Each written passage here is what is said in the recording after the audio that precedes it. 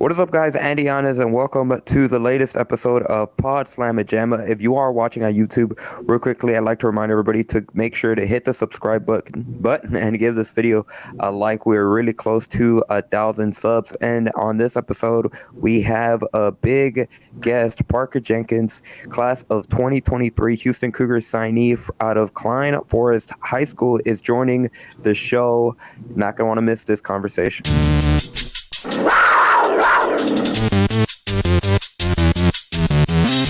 Got high standards, high goals, and we know what it takes to get there. I want to be unguardable, if I'm honest. Coaches coach, players play. And that's a great place to be in your life. Where you could care less what other people think.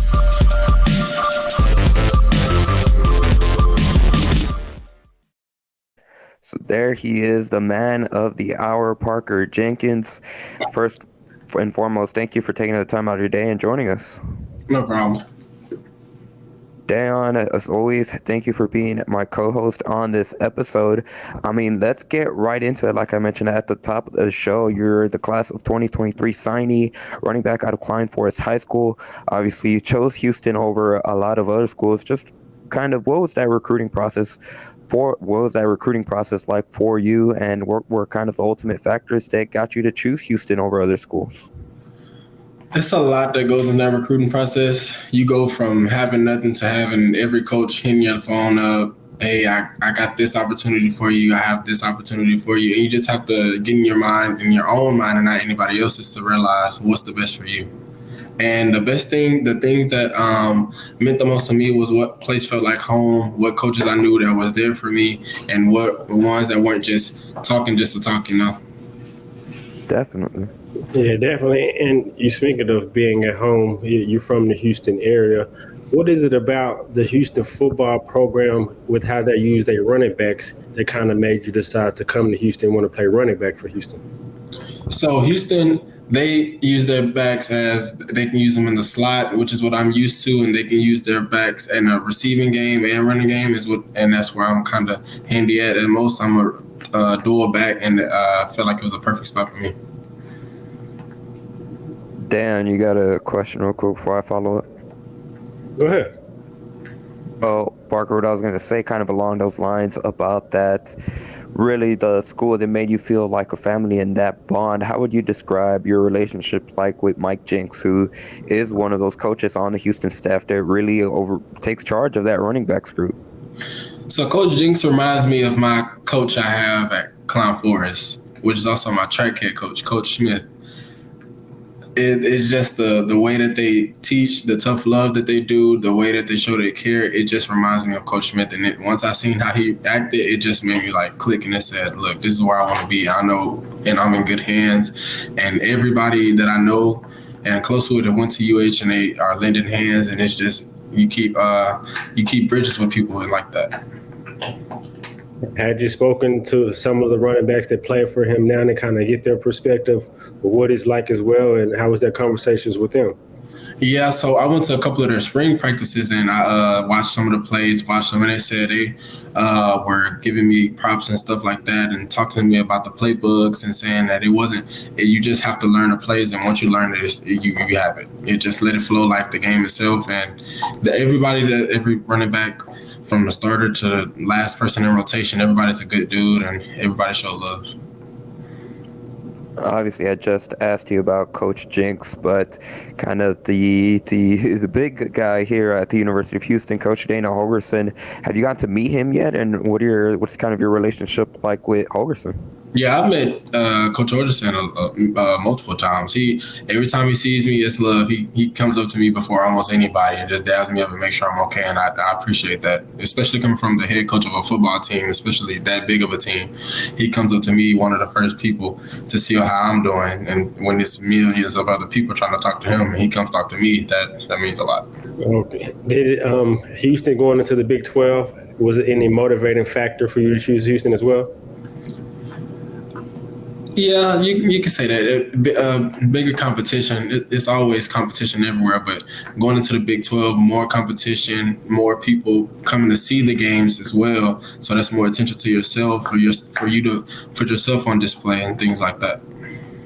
Kind of piggybacking on that point, you mentioned the buzz of the Big 12 conference, getting more people to get to games. It's kind of a coincidence today that we're recording this on a Wednesday. The university announced that they've sold like 5,000 new season tickets, which is the most they've ever sold at TDCU Stadium. I think they have like north of 15,000 season tickets that they've sold, and I mean it's still April. They've got like a few more months until they officially play. But for you, I know it's still a few months ahead, but once you get to step foot on campus, once you guys get to that first game in September, what do you think that's going to be like for you being on the field at the college level?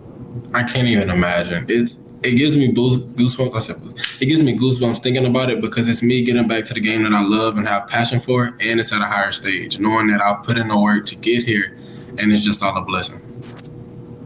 Speaking of that work, it's always a transition between high school to college, regardless of the sport. Mm-hmm. And what do you feel you kind of foreseeing, looking at, is going to be that you're looking to anticipate how that transition is going to be for you, and how quickly do you feel like, and how smoothly you feel like it'll be?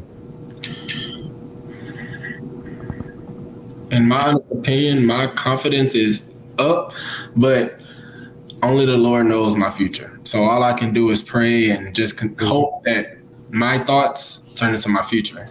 So I do everything I can to prepare to make sure that I'm eating well, I'm staying in shape. As I'm doing track, I'm getting stronger, I'm lifting, and making sure I'm staying around the right people and out of trouble and things like that. So I'm doing everything I can so that my path is for sure, so I'm not just going off false hopes.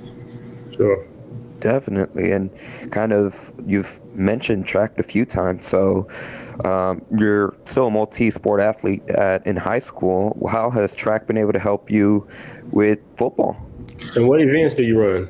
I'll answer Andy's question first. Track has helped me in the strength of, I think that I've gotten stronger in track than football. And I know that's crazy to say when all you do is lift and football and things like that, but when you balance it out with the speed and the making sure you're doing everything right, because the track, you have to be precise on what you do and what you're putting in your body, because one wrong thing can make your race bad.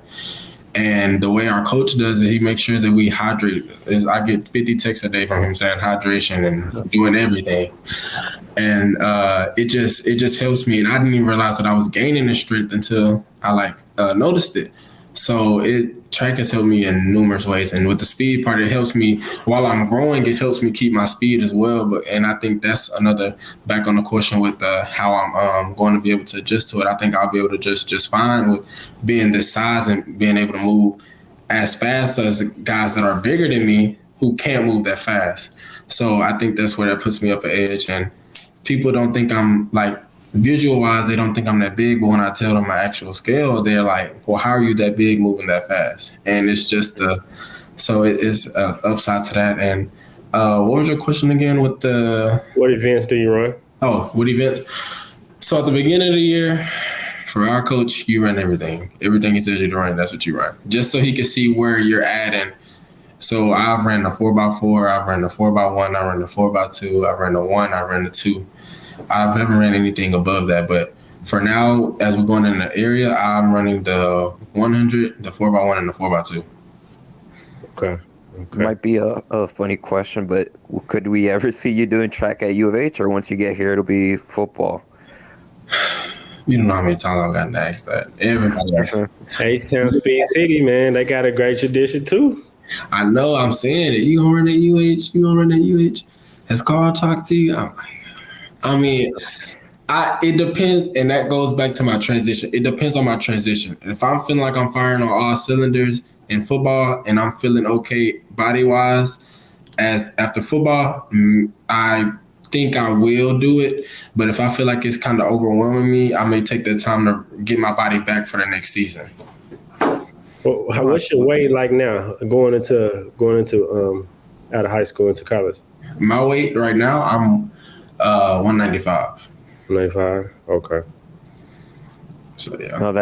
That'd be pretty awesome. Obviously, like you said, you gotta be able to adjust first, but you don't see a lot of multi-sport athletes at the college level, so it'd be a pretty cool opportunity. But kind of transitioning back to football, for Houston fans that might not have seen you play in high school, how would you describe your game? Like I mentioned, I'm a dual threat back, which means you have a variety of options. You can use me in a passing game, the special teams, and the running game, most definitely. I'm more of a agility back.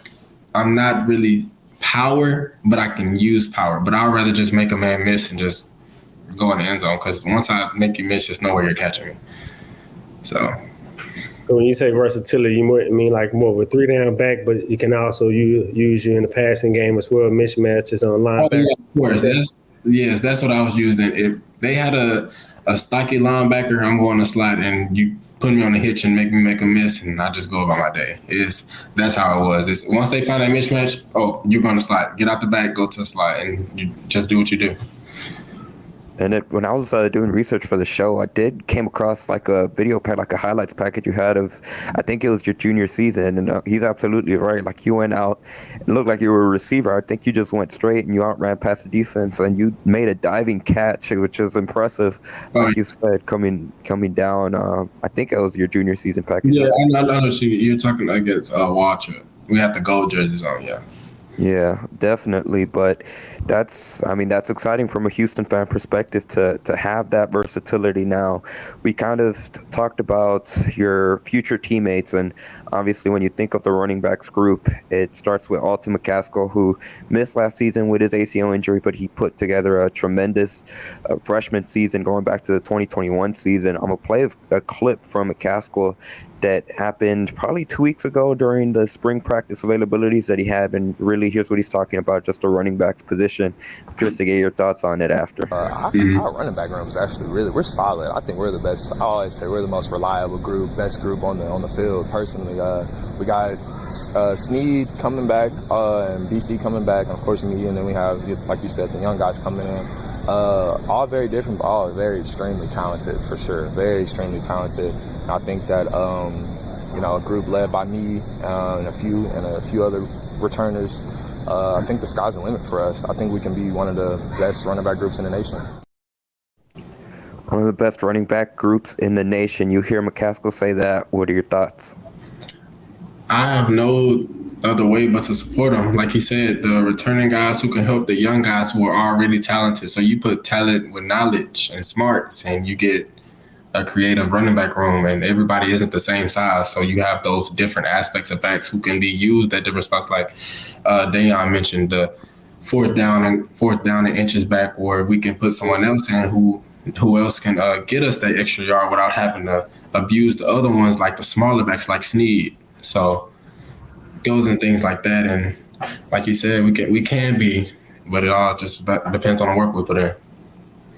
And he definitely also said that each one is different, and like you just mentioned, and so like last season with Houston, they used a lot of backs. Does that kind of also play into wanting to come to Houston, knowing that you're gonna get a chance to touch the ball regardless if you're starting or not, or eventually till you start, or just you're gonna get your chance to get in that rotation and get on the field? Yeah, and that's, as I've looked at other colleges, that's kind of, I'm not gonna say everywhere, because some schools like Ohio State, that's receiver U. That's nothing but receivers. You're throwing the ball 95% of the game. But other, like the schools that I was interested in were those kind of schools you're talking about. Like, I know I'm going to get in. I'm not going to have to sit there and kind of beg coach to say, hey, coach, put me in. Let me show you what I can do. And Coach Holderson came and he talked to me. He said, well, you have the potential to start and you have the potential to play early if you just put in the work. So that kind of fuels my drive, and to say, okay, I just keep working and I keep working. I let all the pieces fall into place. Yeah, that's definitely, I can see from your perspective how that would be attractive to you, and even something that Hogerson said throughout the spring, and even offensive line coach, Iman Nagavi, might be butchering his last name, but kind of the focuses with Houston, like they really want to be a team that's able to establish the running game, and that's really where they want to succeed in. So that there's certainly going to be a lot of opportunity for you in that aspect with that running backs group. Now, Dan, do you have anything more specifically in terms of the Houston Cougars and that fit? I have kind of more broader questions that I'd like to ask if you don't have any more. Just watching the NFL, are there any players that, I don't want to say you model your game after, but you kind of see like you can have a similar game then? So as I've kind of, I know it's going to be kind of weird because I'm a football guy, but I've kind of been backing off of watching NFL. I've kind of been looking into my own hands, basically, like seeing how I could get better myself instead of trying to model after someone else. Mm-hmm. But I still do have those role models, like Ezekiel Elliott with his being able. That's the power aspect, agility aspect, like Alvin Kamara, Christian McCaffrey, Dalvin Cook. And in college, like when I was younger, who I model my game after to this day is DeAnthony Thomas. I watched him since I was a little kid. That's why I wear 6, because of him. Yeah. I knew if I didn't have 3, I was getting 6 because I just model. I love the way he ran, because we're kind of built the same and we kind of do the same things. We run track, we play football. So who else would I have to look up to when I have this person right in front of me? Mm-hmm. So. Yeah. Would you want to do kick return like he did? Because he was crazy in kick return. Oh yeah. Why not? Why not have a chance? Because in the game you never really get to go full speed. So why not be able to make one cut and just show everybody your speed? So, and they said they want to use me in special teams as well. So I'm gonna see how that goes now. You returned punts in high school, correct? Yeah. How? Being able to do it in high school, how do you feel that went? You kind of described it a little bit, but how do you feel like you can excel in that area? Because a lot of people can't do it. Being on punt return is, I say, the scariest thing in the game, because you have, as soon as that ball is kicked, it doesn't matter if it's the opponents, the referees, the people just walking by the stadium. Everybody's eyes go to you because you're the one in the back getting ready to get that ball, and you have to worry about the anxiety of that, plus the people trying to come knock your head off as well. So you have to secure the ball. And if you don't secure the ball, you have to hear your coach because you fumbled the ball. And there's so many things that goes into that. So I try to perfect my game. That and the pass protect. Those are my 2 things that I want to work on this offseason. Are you a fan of that pressure? That ball gets kicked in the air and you have all the eyes going straight to you? You'll get used to it. It At first, when I first did it, I was like, "It's no way I can do this." Yeah. But as I've gotten older and more mature, and having my coach talk to me and make sure I'm under control, you just have to take a deep breath and just relax. Because it's like once you get that first wave to miss, you can, like you said, just open up. Yeah. That's cool. Now going back to, I mean, this is just quite honestly, I'm curious. When did you first start playing football? When did I first start playing football? Yes, sir. So I was 8. I just can't believe how I'm not gonna say because I'm blessed to be on this path, but how I could have been if I would have played. Like everybody around me played when they were like 4 or 5, but I just wasn't introduced to the game at that time. I'm going to just say it was a lot going on. So when I turned 8, I played for a team called the North Houston Broncos. And we played 1 season with them. And the crazy thing is about this, the connection, the first leg for our 4x1 played with me. So he was a football kid before he became a track kid. So it's just crazy how the tables turn. And so we played 1 season with them, and then we went to a team called England Texans, and that's where I played the rest of my season out. How quickly or when did you kind of know that you could potentially play at a high level in college?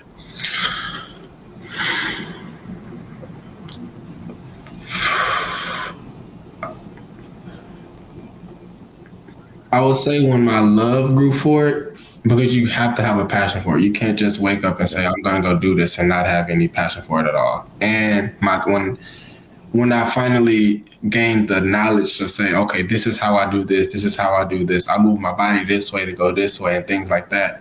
And once my coaches from Little League helped me develop a sense of style, and once they seen it, they say, yeah, as long as you keep working, the sky's the limit. And that's what I've taken from that day on. That's awesome. Dan, you have any follow-ups? No. Well, just in regards to, like you mentioned, once you had that passion, you alluded to some of your coaches to help you along the way. Is there anyone, whether it be your parents, whether it be a coach, that's kind of been that role model figure for you in your personal life?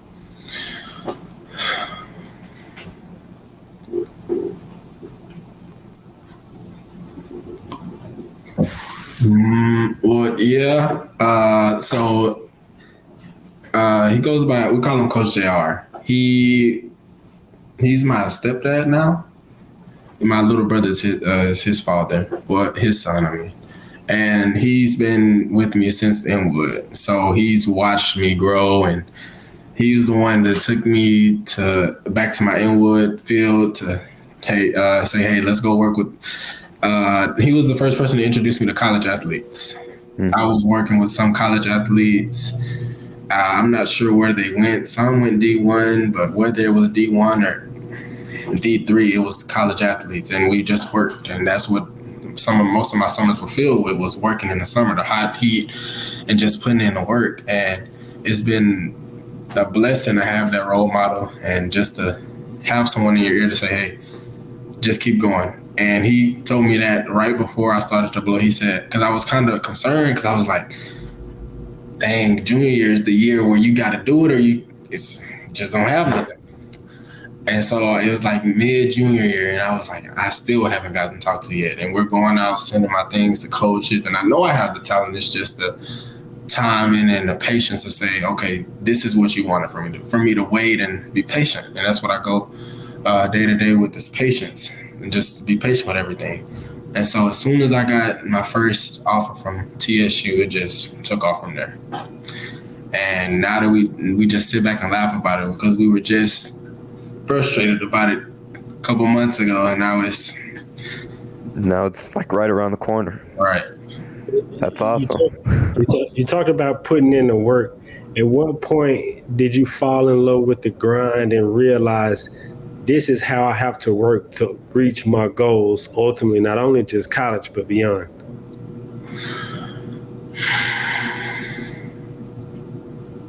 I've always been the person to work. I've never had whether it was work that I didn't really want to do, but I knew I had to do it. I say, I don't know. That is a great question. I have to get back on you on that one. That I can give you an estimate though. It was at a young age, but and I want to say, because right now it's just all I think about is work.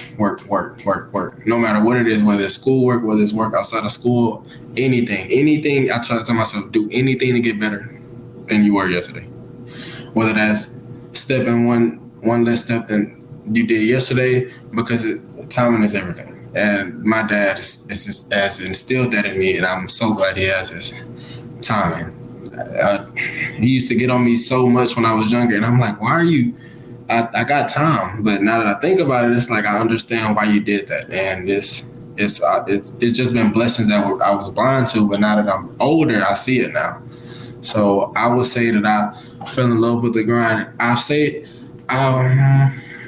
could say I fell in love with it recently, because I've been just telling myself every day, no matter what I'm going through, just keep working, just keep pushing, just keep going. No matter what, no matter if it's the worst day in the world, just keep pushing, because it's not going to last forever. So you can't just spend all your life regretting anything.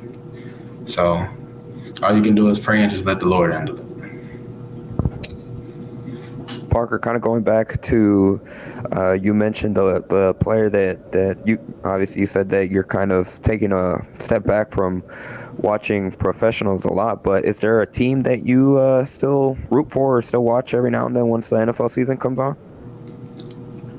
Well, I gotta rep the team, the city. I go for Houston. No matter whether we down 30 points or we up 3, I will rep Houston to the day I die. And everybody gets on me, but I'm like, well, where else would I rep for? That's my team. That's my place. That's where I go. I've kind of journeyed. I've liked the Seahawks because of Marshawn Lynch. That's somebody else I used to look up after. My Seahawks, Carolina because of Cam Newton, and a variety of teams. But I've always returned back home to Houston. So, you speaking of watching not only the Texans, how much of Houston football did you watch over the last couple of years? I've watched. So I've just recently started to like kind of back up with. So I've watched a lot of it, and every time like we can be up at third quarter, and I cut the game back on and we lost, and I just don't know how it happens, but I just be like, okay, we got it next week, and we do the exact same thing next week. I'm just like, so when they get their wins, we just celebrate them, small victories, and yeah. No, definitely. Hopefully the team's turning the corner. Kind of coincidence, they're like a week away from the draft, so hopefully they can start to Hopefully they turn it get around. Bryce Young. Please, Yeah, hopefully Carolina passes on them and they take Young. If they don't, do you think they should go defense or they should go with CJ Stroud? They should go see. They need a quarterback. They need a quarterback. Every year we get a different quarterback, which is hard for an offense to flow when you don't have a persistent quarterback. Yeah. They can't pass on CJ Stroud. They should. Yeah. Well, Parker, just hearing you talk about the Texans, I know that you're loyal, so that's 100%. Especially the last few seasons for the Texans, they've been tough. Yeah. I'm not gonna lie. When you mentioned Ezekiel Elliott, in the back of my mind, I was like, he's gonna say Cowboys, but it's glad to know that you're sticking with the hometown team. Yeah. Would it ever? And I don't know if I know that the Houston Cougars have played a few games at NRG Stadium this upcoming season. They're not scheduled, but would that be?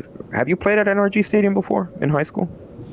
No, I have not. I've been there. I just haven't played on it. So having a chance to play on that would I would have to take a picture in the middle of the field. I would have to. Definitely. Kind of. So you mentioned track. You mentioned football. Is there any other sport that you played, or even just for fun? What do you like to do as a hobby? Work. All I do is work. Whether that's with my dad or is that I go get a job, but it's because I tell myself I want to go do something. I just can't. But I don't go out. I just can't. It's too much stuff happening in the world for me to go out. I'm not taking no. Anytime someone asks no, I'm not taking no chances. Now they could be good people. That's just my preference. I just can't take no risk. I just cannot. There's too much stuff happening in the world, and I just rather be at home. But when I'm at home, either I'm asleep, getting rest for the next day at work, or I'm just watching movies or playing my game. That's it. I don't really do too much. What's your go-to kind of movie genre, if you have one? Action. I love action movies. Action? What's your favorite movie? My favorite movie series is the Transformers series. I don't think there's no series that'll come close to that series. Dan, you got anything else to add? Any music? What you listening to? R&B, of course. Rap, I'm kind of... What artist? R&B. Kendrick Lamar, J. Cole. Those are my two go-to. The new rap, I'm not... I'm like, okay, if I need to get hyped for 2 seconds, right. But as soon as that's over, in my head, I'm just straight listening to either J. Cole or Kendrick Lamar. That's it. Which do you have a favorite song from either of them?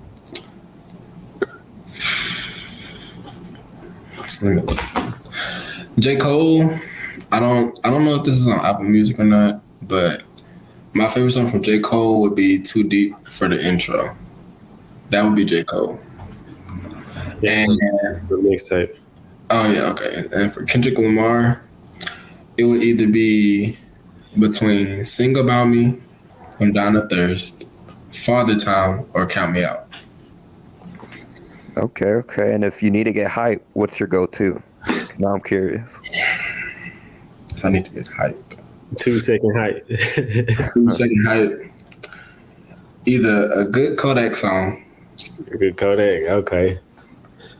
Kodak, 21, got it. I have to play 21. Gotta play 21.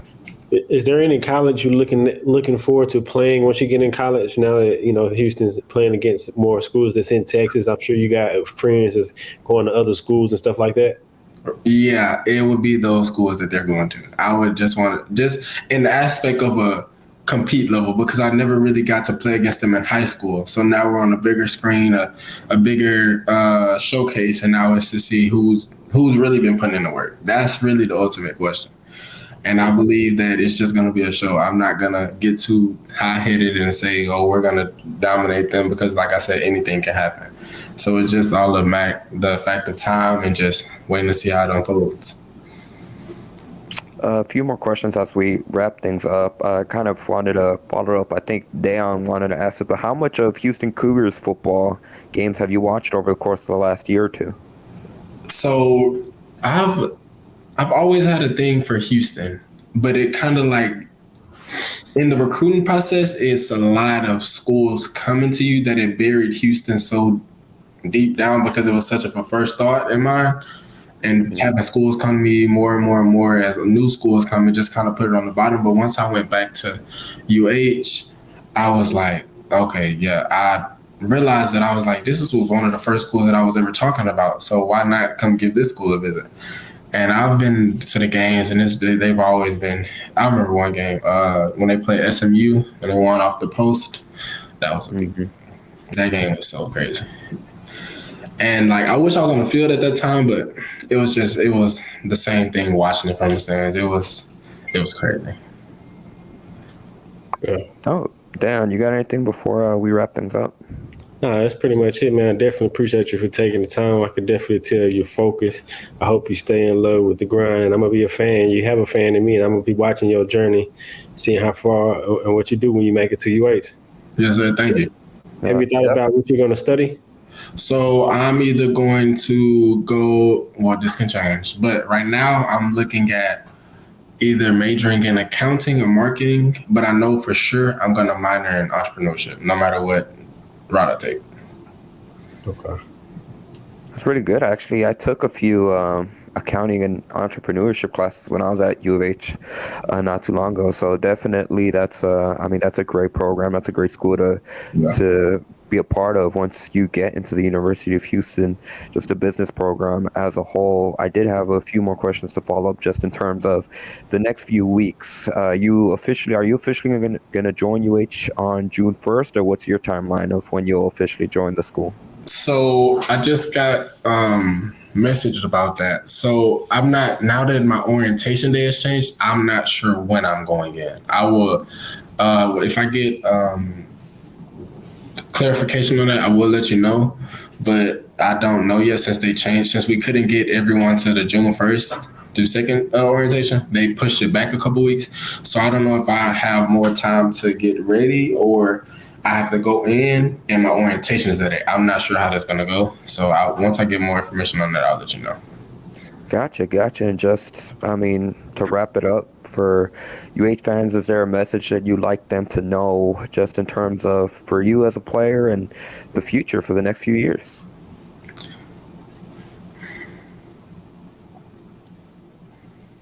Buckle up, it's going to be all right. Man, that's perfect. Once I'm sure we're going to talk to you once you start your actual UH career, but you're going to be a go-to quote.